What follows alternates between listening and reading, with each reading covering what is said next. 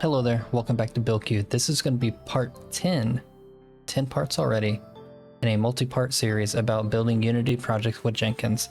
And in this episode, we're going to be focusing on our App Store application. So within this video, we're not actually going to be updating any of our build scripts. The thing that I want to be able to accomplish is I want to go ahead and get a space ready on the App Store so we can go ahead and deploy our contents of our Unity project to that location. Now, just throwing myself under the bus a little bit, I haven't actually personally been an account holder for anything on the App Store before.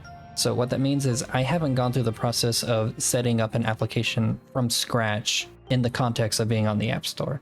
I've deployed to the App Store many times, I've updated projects a lot, and I've deployed the test flight a lot, but I haven't actually created everything from the ground up myself. So this is going to be a little bit of a learning process for myself along with you guys. With all that said, I've paid all my dues to Apple and I've created my Apple developer account. So let's go ahead and get started. If you've already created your own Apple developer account, then go ahead and follow along with me. Just for simplicity reasons, I'm going to go ahead and navigate away from my normal workstation. I'm going to be using my Mac Mini to do a lot of this setup.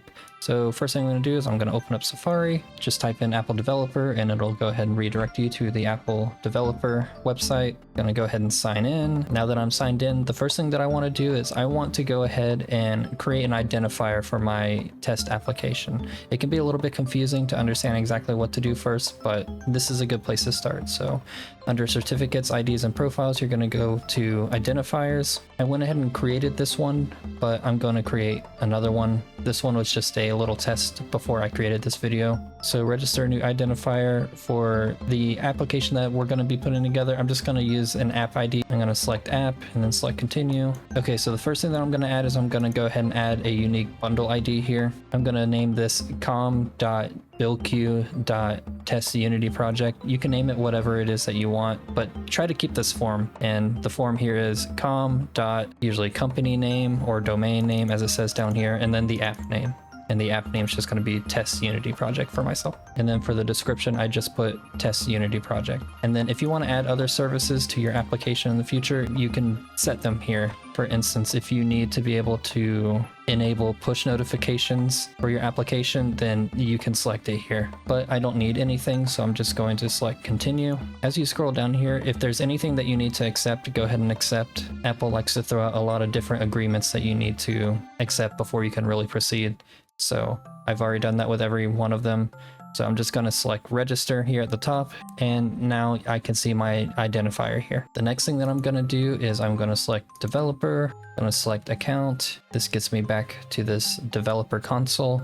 I'm going to select apps. Once again, if there are any agreements, they will be listed here at the very top. I'm going to select the plus symbol next to apps to create an app, or select the add apps button at the bottom, new app. I'm just going to name this one Unity Test Jenkins. As far as I'm aware, this needs to be unique, so please keep that in mind. I'm going to select iOS for the platform. I'm in the US, so I'm going to select English US. Bundle ID, I'm going to select the bundle ID that we just created. SKU, a good thing to use here is just the ID that you chose whenever you are creating your identifier. So I'm just going to use com.buildqueue.testUnity project.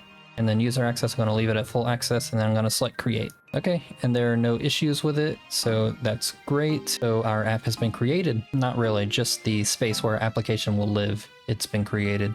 So the next thing that we need to do is we need to go ahead and get set up with our certificates and our provisioning profiles. And what this is going to do is it's going to allow us to sign whatever application we're developing. And then whenever we push to this app store, it will be able to link it properly to this product that we just created here, this product page. And it will also link it to our developer account. Let's go ahead and create those. So what we need to do, type in developer in the address bar. Let's get back to the Apple developer console and then select account. Just the easiest way for me to get back here.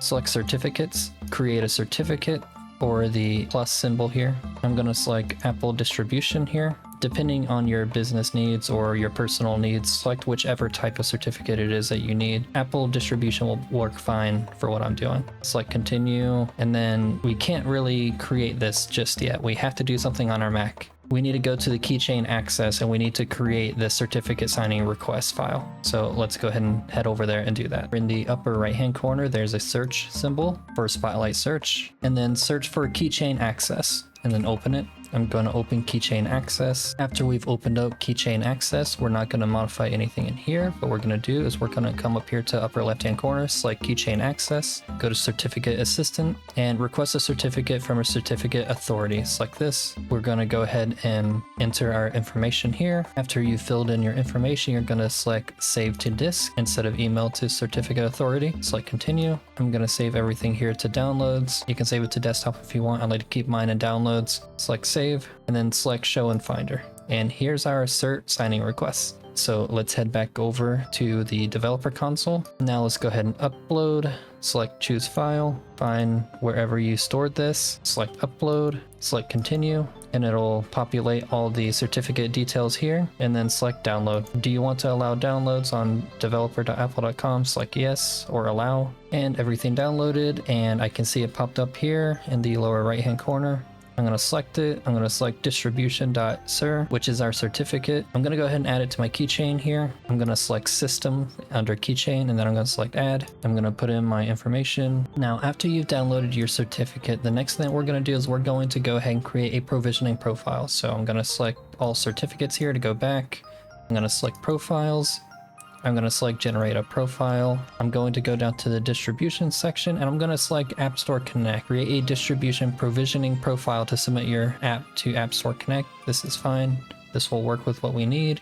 Select continue. We're going to select the app ID that we created earlier. Select continue. I'm going to select the certificate that we just created. Select continue. You're going to want to name your provisioning profile. I just named my Jenkins Unity test and then select generate. After it's been generated, go ahead and download it. And now we have our provisioning profile in our downloads too. Now that we have our provisioning profile downloaded, the next thing that I want to do is I want to actually try to build with xcode. So I'm going to go to Jenkins builds, since we should already have a build here from the previous part. So if you're following along with this course, you should have this in this directory. So I'm going to double click on my Unity-iPhone xcode project. Over on the left hand side, I'm going to select Unity/iPhone. I'm going to select signing in capabilities. I'm going to select all. I'm going to type in my bundle identifier that I created. So this one's going to be com.buildqueue.testUnity project. And I've already linked this, but you want to go ahead and select your provisioning profile here, import profile,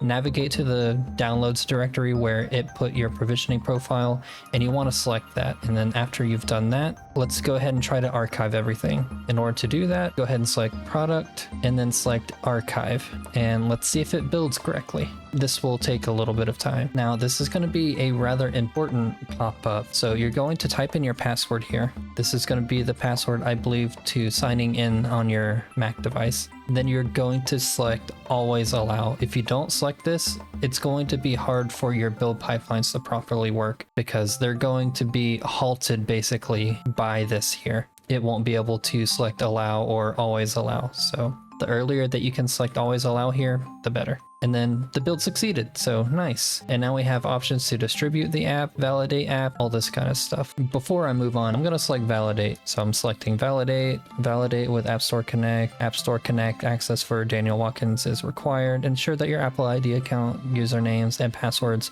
are correct in account settings. So I guess I'll select manage accounts. I don't have anything here, so I'm going to add a new account. Apple ID, I'm going to enter my email. Gonna type in my password, select next. After my account's added, I'm gonna X out of here. And now the validation has continued. So let's see if it's able to validate. And app validation complete. And it seems like there's no issues with validating it. So great. I'm gonna select done. So that shouldn't have posted anything.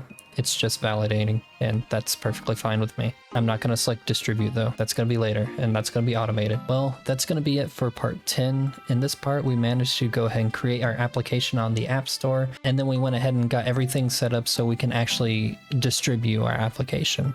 So that's a great thing to go ahead and knock out early.